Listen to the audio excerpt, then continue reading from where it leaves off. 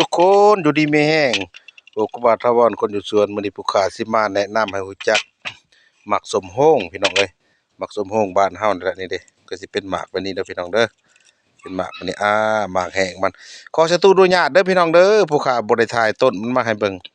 ต้นมันอยู่สูงหล่นลงมาผู้ข้าเก็บเอาหมากมันเด้อพี่น้องเด้อในมันก็ได้นี่เอามาขั่วกินก็ได้เด้อพี่น้องเด้อขั่วแล้วก็ตำคือในง่านี่แหละเฮาก็มาม่องใส่ข้าวมาตำใส่กันกับข้าว สรรพคุณคุณประโยชน์เพิ่นก็ดีหลายอย่างเด้อพี่น้องเด้อหมักสมโฮงนี่เด้อทั้งเปลือกทั้งหมากนี่แหละดีหมดเปลือกมันก็สิเอาอันแกนมันก็สิเอามาต้มกินดีกระเพาะเด้อพี่น้องเด้อสมานแพกระเพาะได้ใส่เฮากระเพาะลำไส้บาดหรือว่ากระเพาะเป็นบาดที่เอามาต้มเอาแกนมันนั่นแหละมาต้มกินเด้อแกนต้นมันนั่นแหละพี่น้องเอ้ย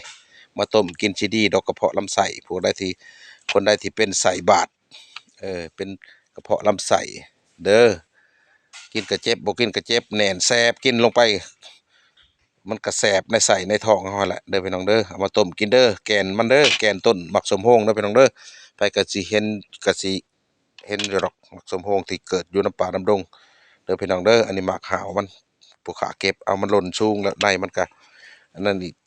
อันนี้เปลือกในมันไอ้เปลือกหมากมันนี่เด้อพี่น้องกาบมันนี่เด้อกาบหมากนี่เด้อกาบหมากสมโฮงนี่เอาไปต้มกินผู้ใดที่เป็นโรคอันนั้นไขลังอักเสบไขลังบวม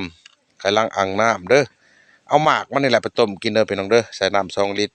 เอาหมากหนึ่งมันก็สิเป็น3 แง่มเป็นพี่น้องเด้อเอาไปต้มกินเป็นประจำเด้อพี่น้องเด้อกินต่างน้ำเด้อเช้าเที่ยงแลงก็ได้หรือว่ากินต่างน้ำก็ได้เด้อผู้ใดที่เป็นไขลังอักเสบเด้อไขลังบวมไขลังอ่างน้ำเป็นโรคไขลังว่าซั่นซะเป็นโรคไขลังเด้อพี่น้องเด้อเอาไปต้มกินแล้วเด้ออันนี้ผู้ขามาแบ่งปัน